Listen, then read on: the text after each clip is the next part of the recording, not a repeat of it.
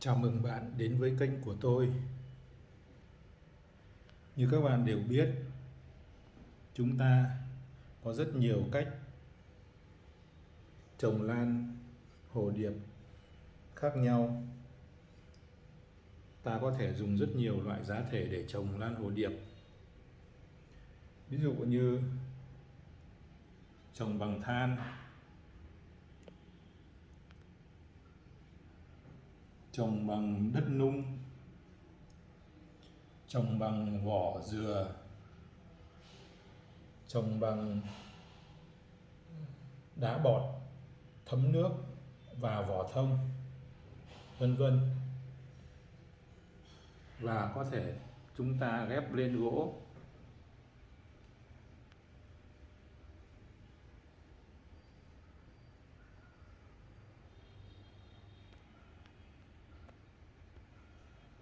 Đây, ghép lên gỗ.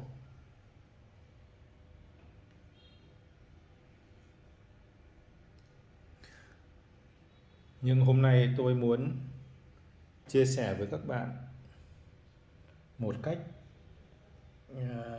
trồng hồ điệp mới, đó là trồng vào dùng nước, không dùng giá thể gì cả. Người ta còn gọi là trồng thủy canh.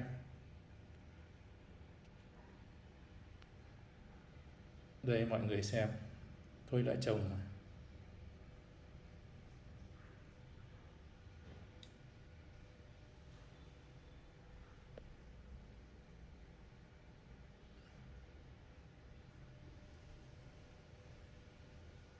Chúng ta cùng nhau tiến hành trồng nhé.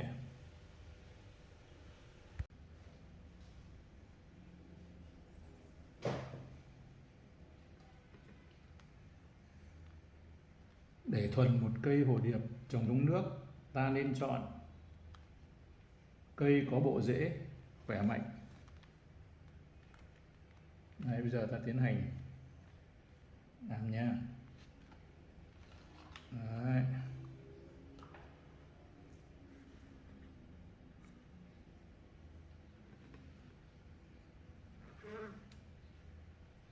Ta dùng cái B12 pha 1 ml cho nửa lít nước.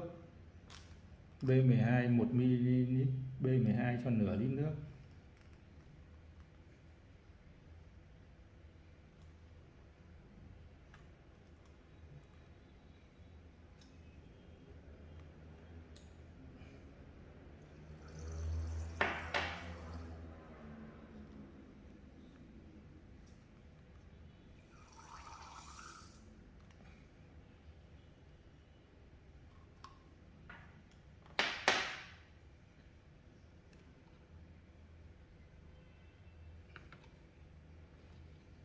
Sau đó ta ngâm, cho vào ngâm trong vòng 5 phút.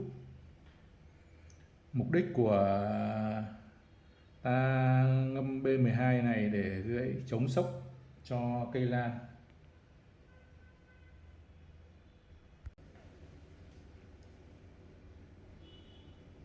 Ngâm được 5 phút, ta bỏ ra và tiến hành bóc hết rêu.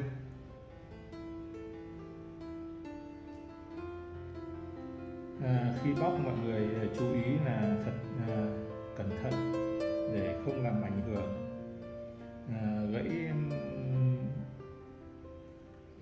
gãy rễ lan. Ta bóc thật nhẹ nhàng cẩn thận. Khi cái rêu đã được ngâm vào nước rồi thì cũng rất dễ bóc.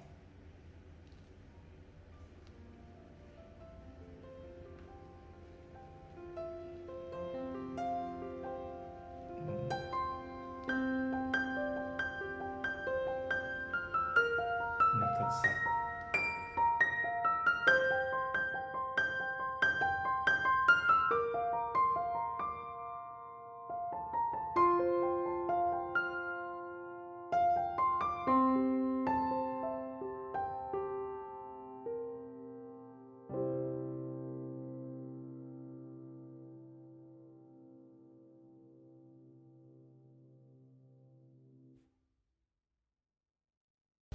Ta tiến hành rửa thật sạch rễ lan.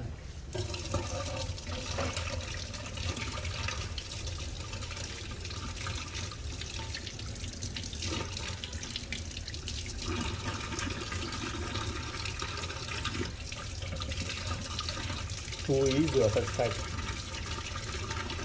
nhưng không được để cho nước vào các kẽ lá.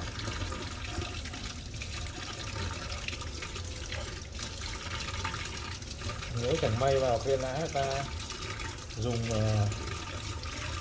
khăn lau thật sạch.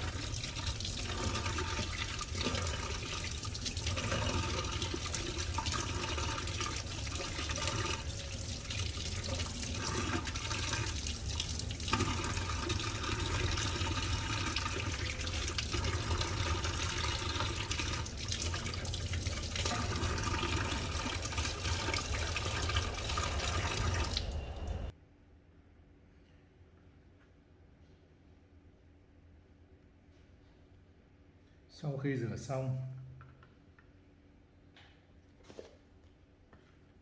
ta dùng bột quế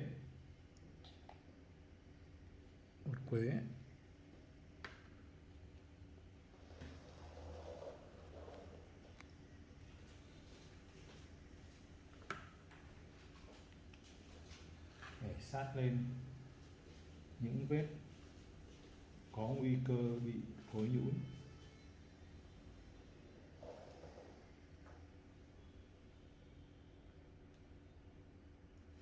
Những đầu rễ bị đen.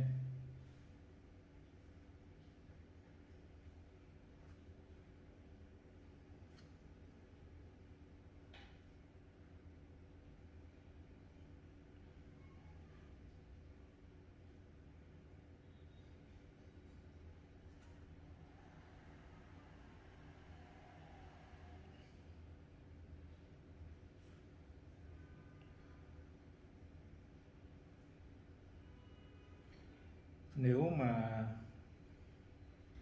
không có bột quế thì ta có thể dùng các loại nước sát khuẩn, ví dụ như là Pisan,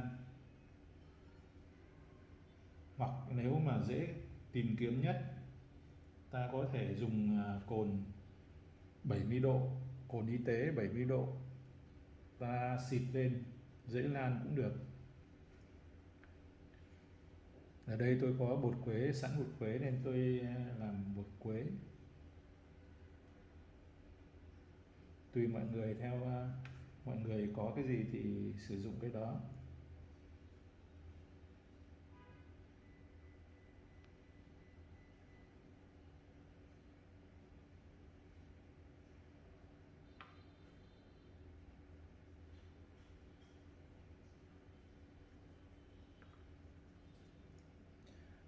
Khi mà ta sát khuẩn xong ấy, thì ta để cho thật khô và thật khô ráo. Những cái chỗ mà khi rửa mà bị nước vào này, ta nên dùng khăn lau thật khô lá, không để dây lên lá và lên đọt lá. Để thật khô xong, bắt đầu ta tiến hành cho vào chậu. Ở đây thì tôi để rút ngắn thời gian video, tôi làm luôn. Nhưng mà nếu mà các bạn thì các bạn nên để cho nó khô ráo bộ rễ. Khi nào nó khô ráo rồi thì nó đỡ bị nhiễm hơn. Đấy.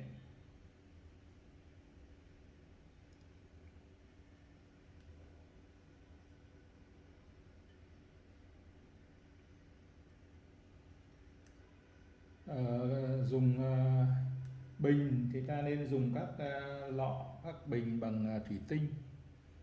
Vì nếu mà dùng bằng lọ và bình bằng thủy tinh thì ta có thể được quan sát được bộ rễ của lan và kiểm tra thường xuyên.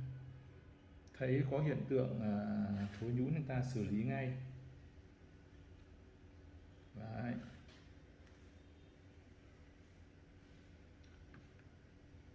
Và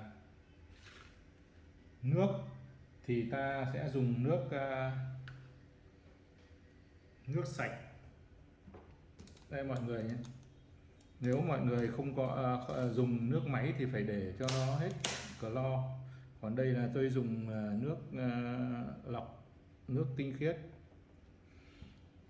Mọi người nên dùng nước tinh khiết trong tuần đầu tiên, thì ta nên dùng nước tinh khiết.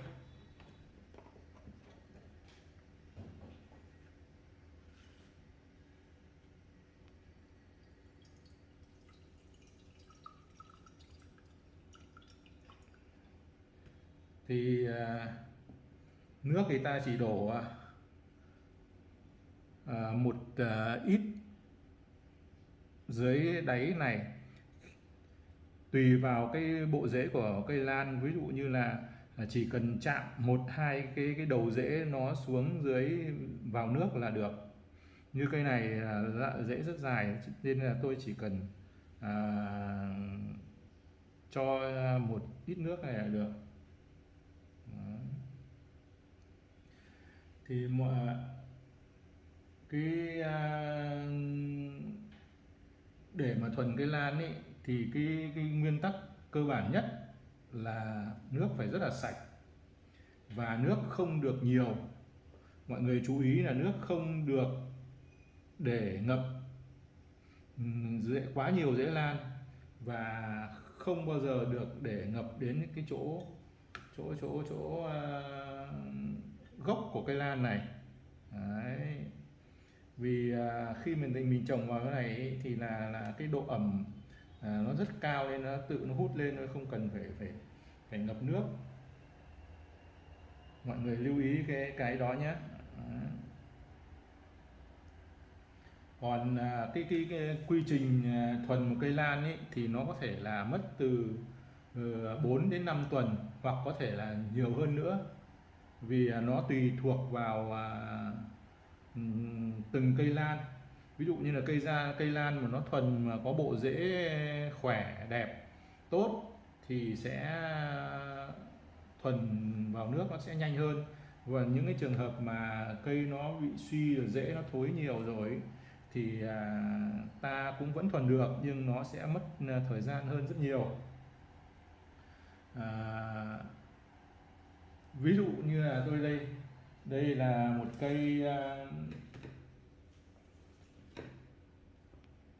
cây đã rụng hết rễ, nhưng mà trong quá trình ta cứ thuần để dưới trên nước cái này, không được để chạm vào nước, là để cách mặt nước cái này để là kích thích rễ nó đi xuống để nó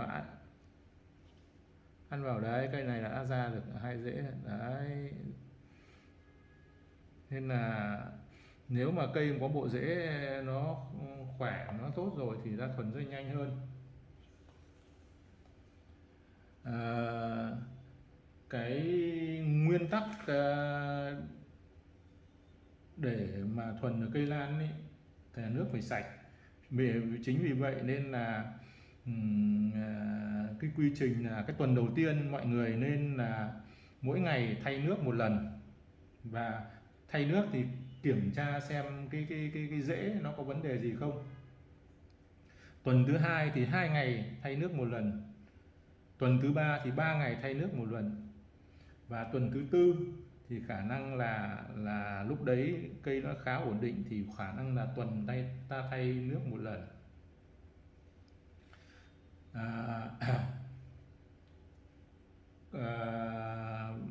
Và khi mà nó bộ rễ nó đã thuần, mà nó đã đâm ra các cái đầu rễ non này như thế này, thì coi như là mình đã thuần thành công.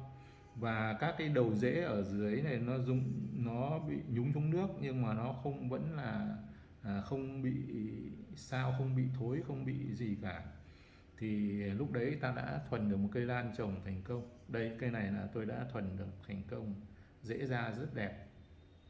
Đấy.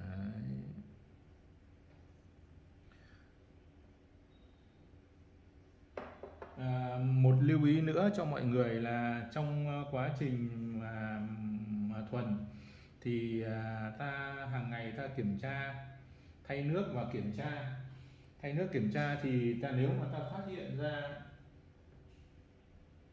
ví dụ rễ lan nó bị thối, cái xác suất mà những cái cây mà nó bị suy rồi, nó bị thối rồi thì nó rất dễ bị thối, nên hàng ngày ta thay nước và kiểm tra. Nếu mà cái phần thối nào thì ta lại bóc và làm thật sạch, sau đó ta lại sát khuẩn và để cho khô ráo ta lại tiến hành cho vào. Một lưu ý cho mọi người là khi mà ta xử lý các cái rễ thối thì ta không nên cắt hết tất cả các cái chỗ đi, mà ta chỉ bóc cái phần vỏ của rễ nó thối đi, còn lại cái lõi của rễ này ta vẫn để nguyên.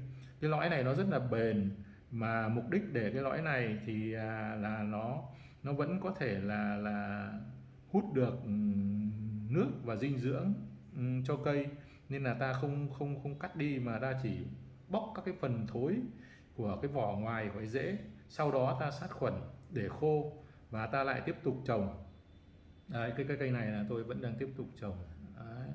Thì khi nào mà cứ trồng như vậy, thay nước theo đúng như thời gian như vậy, khi nào mà rễ nó đâm ra, nó mọc ra thì là lúc đấy ta đã thành công. Mà khi nó mọc ấy thì ta cũng không cho nó vào nước vội, ta cứ để cho nó cách nước một thời gian, một quãng, thì thời gian sau nó sẽ mọc xuống.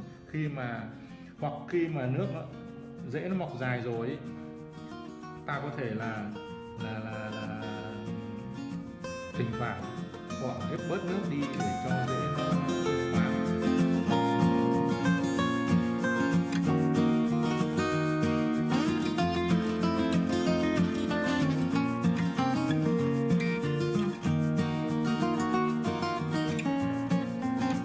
Quy trình thuần một cây lan để trồng được vào trong nước thủy canh nó chỉ có vậy thôi.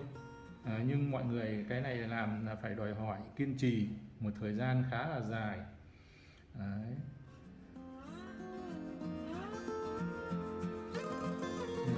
Video đến đây là kết thúc. Các bạn thấy hay thì cho mình đăng ký kênh và ấn nút chuông để xem những video tiếp theo. Video tiếp theo mình sẽ chia sẻ với các bạn cách mình phân bón cho lan thổ điệp trồng bằng nước, cách bón phân và bón như thế nào. Xin chào mọi người.